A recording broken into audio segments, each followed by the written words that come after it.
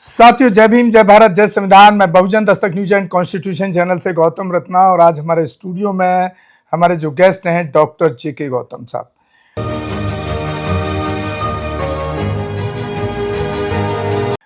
जो बहुजनों की आवाज़ हैं, वंचितों की आवाज़ हैं, महिलाओं की आवाज़ हैं, और बड़ा बेबाकी से अपनी बात रखते हैं सामाजिक मुद्दों पर, देश के मुद्दों पर।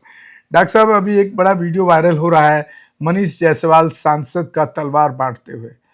किस तरह देखते हैं आप इस तरह की जो देश में हरकतें हो रही हैं? क्या कानून व्यवस्था नाम की चीज खत्म हो गई है क्या? या देश संभल नहीं रहा है क्या आरएसएस की संघी सरकार से? देखिए, आपके चैनल के माध्यम से मैं ये बताना चाहता हूँ देश को, क्योंकि ये जो सांसद हैं और मनीष जायसवाल जी, जो हजारीबाग से आते हैं, बीजेपी के सांसद हैं, और जिस तरीके से इन्होंने कल तलवार बांटी है, तो मैं ही नहीं, जो भी इस देश से प्यार करता है, जो संविधान से प्यार करता है, जो जरा से भी लोकतंत्र से उसको प्यार है, संविधान से, सुप्रीम कोर्ट से, हाई कोर्ट से, लोअर कोर्ट से, न्याय व्यवस्था से, जिसको थोड़ा सा भी मानवता से प्यार है, वो इस सांसद को राइट बिल्कुल भी नहीं ठहराएगा। क्योंकि ये सांसद है, ये आम आदमी ने इसको चुन के भेजा है। इस सांसद को तलवार बांटने के लिए नहीं भेजा है, इसको भेजा है शिक्षा के लिए, स्वास्थ्य के लिए, रोजगार के लिए, न्याय व्यवस्था के लिए, और जो बढ़ती गरीबी है इसके क्षेत्र में उसके लिए भेजा है। और नारी सुरक्षा जो है, नारी सुरक्षा का जो बड़ा मुद्दा है, उसके लिए इसको भेजा है, ना कि तलवार बांटने के लिए।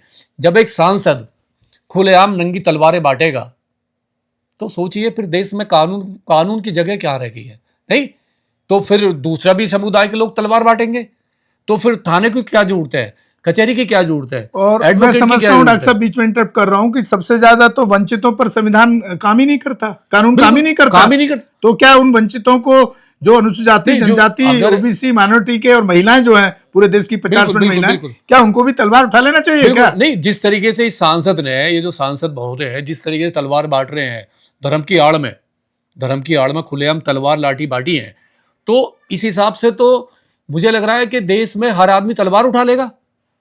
तो ना तो कोर्ट की जरूरत है, ना पुलिस की जरूरत है, जो चाहे जिसको काटेगा। ये तो भारत ना होकर जंगल राज हो जाएगा। इसमें तो मतलब फिर कानून की, डेमोक्रेसी की, फिर तो जो हमारा विश्व गुरु है, नहीं, विकसित भारत की हम बात कर रहे हैं, जो हमारे प्रधानमंत्री एक सपना देख रहे हैं, नहीं, 2040-50 तक देश विकसित राष्ट्र हो जाएगा और हम विश्व गुरु बन जाएंगे। वो तो स्वयं विश्व गुरु अपने आप ही हैं। कोई बात नहीं, लेकिन अगर इस सांसद, अगर ये अब भी अगर ऐसे सांसद बने हुए हैं, अपनी कुर्सी पे बने हुए हैं, और जो बीजेपी पार्टी के जो चीफ हैं, जो मुखिया हैं, जो प्रधानमंत्री है, जो गृह मंत्री हैं, जो जेपी नड्डा साहब है, जो शोकोल और जो इनके जो थिंकर हैं, अगर वो साइलेंस हैं और वो उसको साइलेंस होकर सपोर्ट कर रहे हैं, तो ये बहुत बड़ा गंभीर विषय है। क्योंकि पार्टी में तो दूसरे भी लोग हैं और भी पार्टियां हैं। अगर ये सांसद तलवार बांट रहा है, तो दूसरे सांसद तो हो सकता है कि तोप बांटना शुरू कर देंगे, हो सकता है कि रिवॉल्वर बांटना शुरू कर देंगे। नहीं, अगर ये परंपरा डालेंगे लोकतंत्र में, देखिए एक स्वस्थ लोकतंत्र में इस चीज की कहीं भी वायलेंस की जगह नहीं होती है।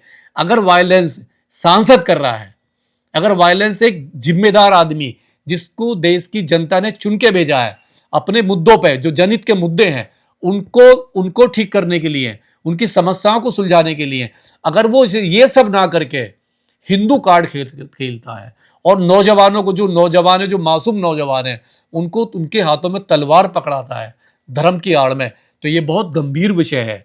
अभी एक घटना यूपी में हुई है, अभी कल परसों की घटना है, बड़ा गंभीर है। जिस तरीके से यूपी में भी एक कह सकते हो जंगल राज हो रहा है, कानून व्यवस्था बिल्कुल, कोई किसी पे भी हमला कर देता है, नहीं, कोई किसी पे भी, चाहे कोई सांसद पे हमला कर दो। लेकिन यहाँ देखा गया है डॉक्टर साहब, भाजपा में जो भाजपा के जो लोग हैं, मैं बता रहा हूँ, कानून इस तरह का काम करते हैं ना, उनको तो वो मिलती है, प्रमोशन मिलता है, बिल्कुल प्रमोशन। यहाँ विदुड़ी को देख लीजिए ना, जो संसद में सीधा बोला था, वो मुल्ले इधर आ। दूरी नहीं है, तुम्हारे जो कपिल मिश्रा जैसे लोग, फिर टिकट मिला उसको, कपिल मिश्रा जैसे लोग जो हैं, जो एमएलए बन गए, जहां पार्टी से बाहर कर देना चाहिए ऐसे लोगों को, उनको तो प्रमोशन होता है। दिल्ली में मंत्री बन गया ये ठीक है, कपिल मिश्रा। तो कौन है, पहले क्या किया है, कितने नफरती भाषण है, केस चल रहा है, फाइल खुली पड़ी है, केस चल रहा है, सीबीआई का वो लगा पड़ा। दूसरा, अभी कन्नौज में, यूपी के जो कन्नौज है, और वहाँ जो एसडीएम को वहाँ पे एसडीएम को वहाँ के अधिवक्ता जो बार एसोसिएशन का जो महासचिव है, अपनी टीम को लेकर जिस तरीके से उन पर हमला करता है, उनके साथ उनको गला घोटने की ट्राई करता है, जान से मारने को, मतलब एक वकील, एक बार एसोसिएशन का एक खाली मतलब उसका महासचिव, क्योंकि मारने वाला, गला घोटने वाला एक आता है ठाकुर समाज से, एक जनरल कास्ट से, और पिटने वाला एसडीएम कौन है? यानी देखिए, उसको एसडीएम में भी उसको दलित दिखाई दे रहा है। एसडीएम अविनाश कुमार गौतम है, उसको पता है अधिवक्ता को तू ठाकुर है, और जो सामने जो एसडीएम है ये एक एससी से आता है, ये कोटे से एससी से है, तो इसको हम, ये हमारे लिए कुछ भी नहीं है। और वही सरकार, यूपी सरकार एफआईआर तक नहीं हो पा रही है। मतलब एक इस तरीके से जंगल राज बना दिया है। आज भी ईद पे कई जगह दंगे हुए थे यूपी के अंदर, कई जगह देखा गया, कहीं पे कहीं कुछ रास्ता रोका, कहीं पे क्या बना रहे हो? अरे कानून व्यवस्था कहां है? अगर सांसद सुरक्षित नहीं है, अगर एक सांसद के घर पे करणी सेना के गुंडे वहां पे उसको मारने पहुंच जाते हैं, धमकी दे रहे हैं, नहीं, और एक एसडीएम को, एक सिटिंग एसडीएम को एक एडवोकेट जैसी लॉबी, नहीं, उसको जान से मारने के, उसके ऊपर चढ़े गला घोटने की तैयारी करता है, तो कहां है लॉ एंड ऑर्डर? कहां है कानून व्यवस्था? ये इनको नक्सलवाद नहीं दिखाई देता? ये नक्सलवाद नहीं है क्या? अरे ये तो आतंकी लोग हैं। छत्तीसगढ़ का नक्सलवाद दिखाई देता है, अमित शाह का रोजाना बयान आता है। इनको छत्तीसगढ़ का दिखाई देगा, इनको मध्य प्रदेश का दिखाई देगा, केरल का वो नक्सलवाद दिखाई देगा, इनको बिहार का नक्सलवाद दिखाई देगा, झारखंड का नक्सलवाद दिखाई देगा। लेकिन ये जो नक्सलवाद है, जो टाई कोट पैंट में, नहीं, ये जो करणी सेना और ये दुनिया भर के घूमे फिर रहे हैं गुंडा एलिमेंट है, ये कहां क्यों नहीं दिखाई दे रहा? ये अमित शाह जी को क्यों नहीं दिखाई दे रहा? इससे देश मजबूत नहीं होगा, इससे देश कमजोर होगा। अगर आपने लॉ एंड ऑर्डर और संविधान के दायरे में काम नहीं किया, आपने अगर देश की जनता की भावनाओं के खिलाफ अगर आपका काम किया, आपने कानून व्यवस्था, तो देश की जो जनता है, जो गरीब है, जो बहुत गरीब है, जो कोर्ट की तरफ देखता है, जो पुलिस की तरफ देखता है, जो पॉलिटिशियन की तरफ देखता है, तो उसके लिए बड़ा मुश्किल हो जाएगा। डॉक्टर, इसी में एक सवाल मुझे आज सुबह की मैंने न्यूज पढ़ी है, एक बड़ा अहम सवाल मैं आपसे पूछना चाह रहा हूं। ये तो आपने रख ही दिया मुद्दा।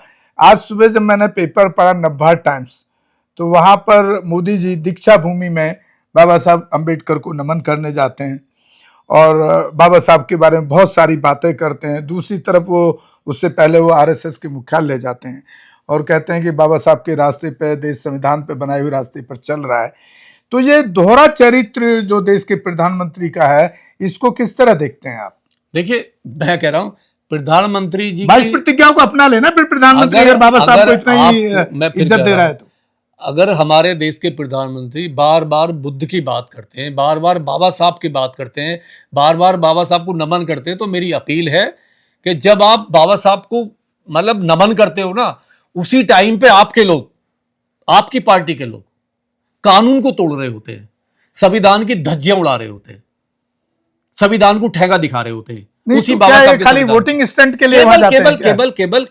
केवल एससी एसटी के जो वोट बैंक है उसको रिझाने के लिए प्रधानमंत्री, और उनके जो गुलाम सांसद जो रिजर्व से बने हैं उनको रिझाने के लिए केवल यही करते। वरना अगर वास्तव में बाबा साहब प्रधानमंत्री जी कितने अच्छे लगते हैं, नहीं है, और भगवान बुद्ध इतने अच्छे लगते हैं, तो 22 प्रतिज्ञाओं के साथ खड़े रहिए ना, बात ही खत्म हो जाती है। 22 प्रतिज्ञाओं पे तो हमारे लोगों को जेल भेजा जाता है। आप 22 प्रतिज्ञाओं को पार्लियामेंट में दोहराइए, जैसे आप संविधान दिवस मनवाते हो, जिस तरीके से आपने संविधान पे चर्चा कर रहे हो, संविधान दिवस मनवाते हो, तो 22 प्रतिज्ञाओं पे आप कराइए डिबेट, वहां पे आप रखिए ना, बाबा साहब की दोहराइए, वहां पे क्या दिक्कत है?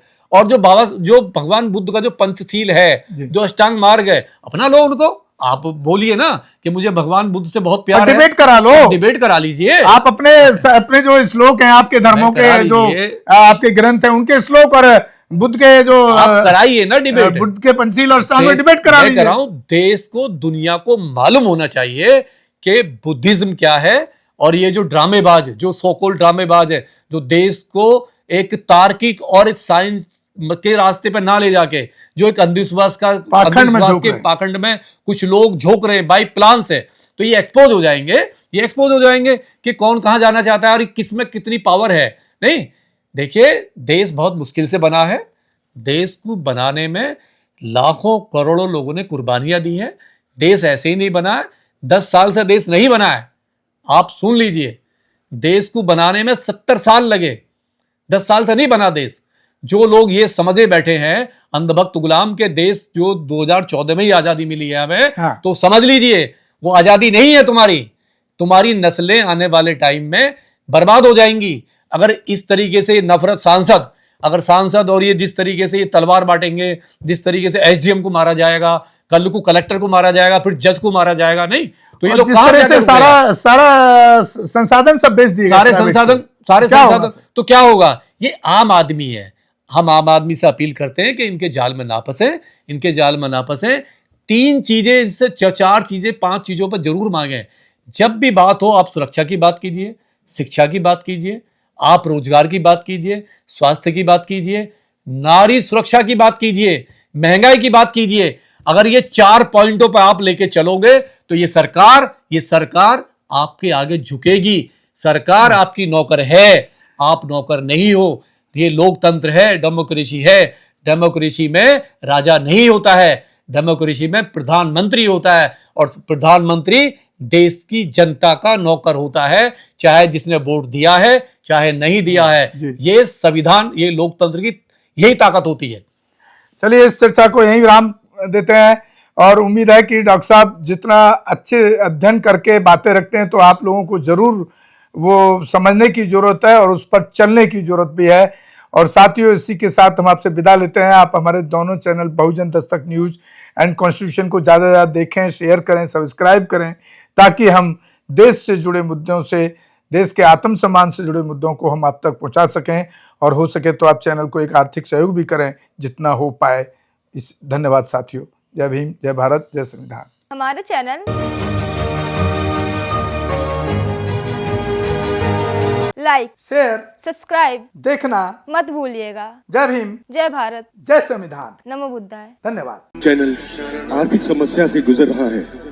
अगर आप बहुजन समाज में बाबा साहेब अम्बेडकर और तथागत बुद्ध की विचारधारा को अधिक से अधिक लोगों तक पहुंचाना चाहते हैं तो हमें आर्थिक सहयोग प्रदान करें, ताकि हम अपने चैनल के माध्यम से देश विदेश में समता, बंधुता, एकता और संवैधानिक अधिकारों को ज्यादा से ज्यादा लोगों तक पहुंचा सकें।